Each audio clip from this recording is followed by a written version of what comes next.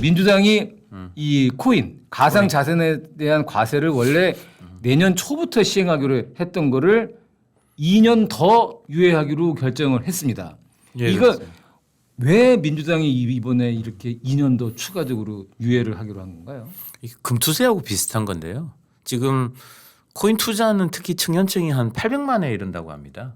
결국은 다 유권자들이고 그다음에 코인 투자를 하는 특히 젊은 층에서 많이 하고 있는데 이거 세금을 미루는 것은 뭐 여기 있는 젊은 층들의 개인적 이익하고 관련이 되는 거고 그걸 투자하는 사람들이 하는 젊은 층들이 전부 민주당에 대해서 그걸 과세하겠다는 민주당에서의 비판적인 목소리를 내고 반면 그런데 국힘에서는 야 이거를 유예하자고 이야기를 하는 데 대해서 박수를 보내고 표가 걸린 문제 그것도 수백만 표가 왔다 갔다 할 수 있는 문제이기 때문에 이거는 어떤 민주당이 그동안 주장했던 원칙이라든지 이거와 상관없이 800만 표 청년층이 걸렸다는 문제가 아마 핵심 포인트일 겁니다. 예, 이 문제도 사실 이 정치권의 그냥 말싸움으로만 볼 문제가 아니고요.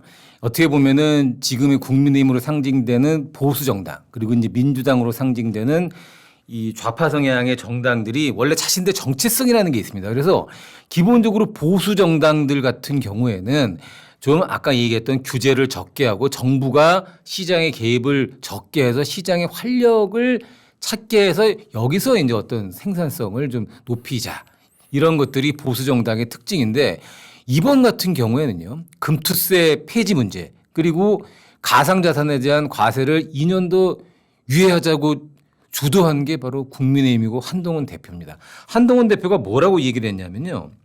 이 코인에 대한 과세 아까 그 안영현 위원이 얘기를 했지만 현재 한 800만 명 가까운 코인 거래하는 사람 중에 절반 이상이 30대 이하의 청년들입니다.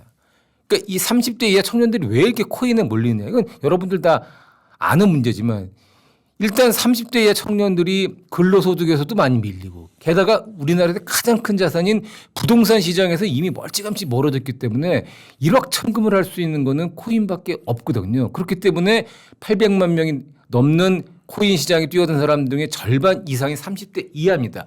이들을 노리고 한동훈 대표가 이런 얘기를 했어요.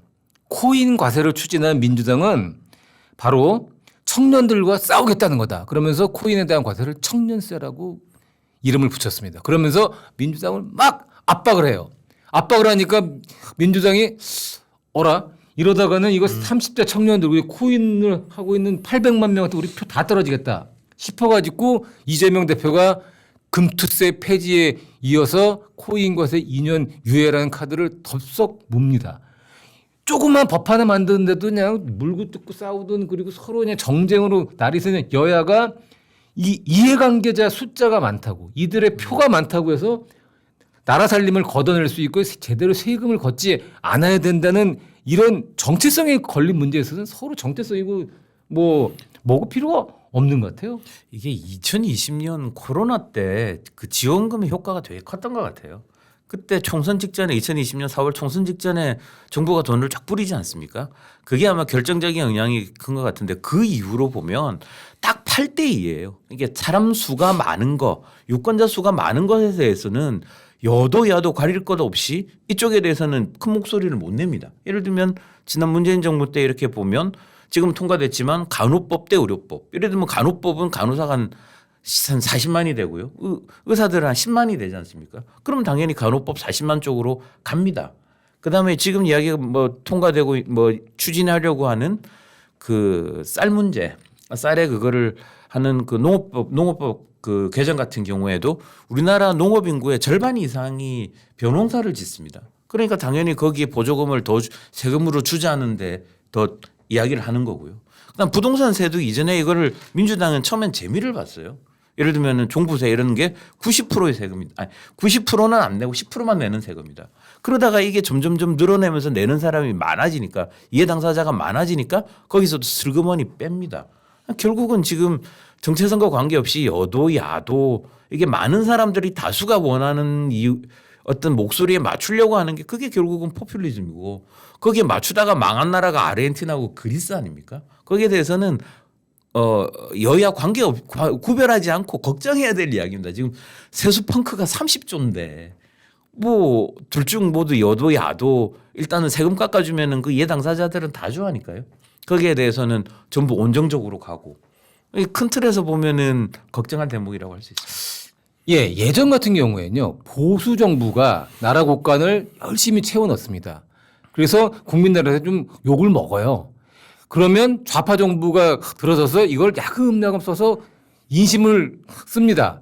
그러면서 국민들한테 박수를 받지만 많은 국민들이 그래도 나라 곳간을 다시 채워놔야 된다는 생각 때문에 한 번은 보수 정부, 한 번은 좌파 정부였다가 정권을 왔다 갔다 했었는데 지금은 보수 정부나 좌파 정부나 다 쓰기에 바쁩니다. 뭐 멀리 볼 것도 없어요.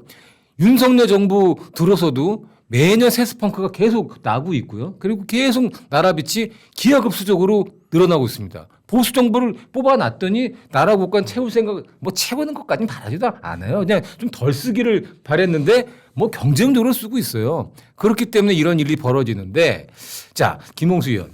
제가 궁금한 건요. 그런 겁니다. 지금 이제 어찌됐건 2027년까지는 코인으로 벌어들이는 이 소득에 대해서는 과세가 없어요. 세금을 안 내도 됩니다. 뭐 그게 10,000원이 됐건 1,000,000원 됐건 1억이 됐건 10억이 됐건 안 내는데 반면에 근로소득 그러니까 땀을 흘려서 내가 노동을 해서 받고 있는 소득에 대한 세금은 꾸준히 늘고 뭐 많이 내야 된단 말이죠. 이런 형평 과세 문제는 어떻게 보세요? 과세 형평성 차원에서는 말이 안 되는 얘기죠. 지금 사회자님 말씀하신 대로 근로소득은 우리가 흔히 유리지갑이라고 하는 것처럼 뭐 투명하게 다 세금을 걷도 가지 않습니까? 그리고 예를 들면 부동산 관련한 세금도 부동산 양도 차익 같은 게 양도소득세 같은 게 있지 않습니까? 양도 차익이 생기면은 세금을 물리는 거죠. 그러니까 그게 이제 소득이 있는 곳에 과세를 한다는 원칙에 맞는 거죠. 근데 이제 그 코인 같은 경우에는 소득이 발생함에도 불구하고 과세를 하지 않겠다는 거는 과세 형평성에 심각한 문제가 생기는 거죠. 그리고 이제 자원 배분의 왜곡을 일으킵니다. 왜냐하면 그런 유인이 있으니까 기왕이면 투자할 게 있으면 저 세금 없는 코인으로 갈 거 아닙니까? 그렇게 보면 어떻게 보면 그 투기 조장하는 법이 될 수도 있는 겁니다. 그렇습니다. 지금 이제 여야 정치권이 거의 합의를 해서요. 원래 2025년부터 시행하기로 했던 가상자산에 대한 과세가 2027년 1월로 2년이 더 연기가 된 겁니다. 그런데 제가 오늘 관련 기사를 보다가 곰곰이 생각을 해보니 2027년 3월에는 대통령 선거가 있습니다. 그러려면 2026년 이맘때쯤 되면 다시 소득세법을 개정을 해야 되거든요. 근데 대선을 불과 4개월 앞둔 그리고 여야 각 후보에서 대선 후보들이 나와 있을 텐데 이 사람들이 코인에 대한 과세를 하기 위해서 법 개정을 할 수 있겠습니까? 못합니다. 2027년 1월 과세도 제가 보기엔 물 건너갔습니다. 이렇게 돼가지고는 점점 정말 표만 쫓는 포퓰리즘이 아니라 표퓰리즘이 나라 살림을 거덜내는 건 시간 문제가 될 것 같은데 정말 걱정입니다.